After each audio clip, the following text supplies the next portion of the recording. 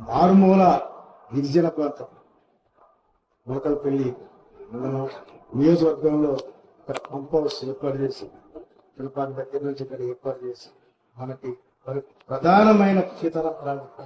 ఎందుకంటే ఆ సీతారాం ప్రాజెక్టు రామాలయం ఇక్కడ దేవస్థాన రామురాము వారి దేవస్థానం పేరుతో కలిసి ఉంటుంది కాబట్టి సీతారామ ప్రాజెక్టు పెట్టి జాతీయ సీతారాం ప్రాజెక్టు ఏర్పాటు చేయాలని కూడా ఓపెన్ లో మాకు 2 సార్లు చెప్పడం కూడా జరిగింది. నేను ఓపెనింగ్ చేస్తాను మీద త్వరలో మనం 3వ సారి ముఖ్యమంత్రి ఏర్పాటు చేస్తామంటున్నా.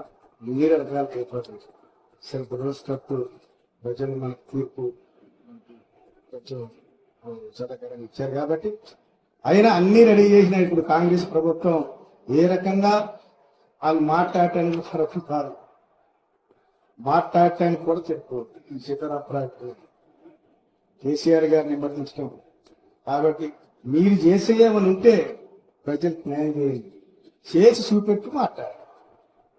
కానీ మా ముఖ్యమంత్రి గారిని నిమర్శించడం, ఆయన మొత్తం తీసుకొచ్చి అన్ని వండి బేసన్ మీద పెడితే తినేటప్పుడు నేనే వండాను నేనే తిన్నాను చెప్పి చెప్పటం కరెక్ట్ కాదు. మంత్రులు ఇక్కడి నుంచే అటు సత్తుపల్లికి వెళ్ళినా, మరి మదిరికి వెళ్ళినా, వైరాకి వెళ్ళినా మొత్తం ఇక్కడి నుంచే ఈ నియోజకవర్గం నుంచే వాటర్. కాబట్టి ఆ వాటర్ ప్రకారం మీరు ఇప్పుడు తీసే సీతారాం కాలువలు కూడా ఇప్పుడు దాన్ని మీరు చేపిలేకపోతున్నారు. మీరు మొత్తం తీసుకొచ్చి కేసీఆర్ గారు అక్కడ పెట్టాక చిచ్చొత్తి నేనే నిధులను తెచ్చిపెట్టి చిచ్చొత్తానంటాం భయం కాదు ఈ మంత్రులు. ఆ మాట్లాడే అర్హత కూడా ఈ మంత్రుల దగ్గర లేదు. కేసీఆర్ గారు విమర్శించే అర్హత ఈ 3 మంత్రుల దగ్గర లేదు. రేపు సీఎం గారు 15వ తారీఖున వస్తారట, రెడీ చేశాక వచ్చి హెలికాప్టర్ వచ్చి వస్తారని. కానీ మీకు తెలుసు ఆయన ఎలక్షన్ లో ఎన్ని వాగ్దానాలు చేసిండో, ఎన్ని వాగ్దానాలు చేసిండో ఒక్కటైనా అమలు చేసిండా అది చెప్పనా?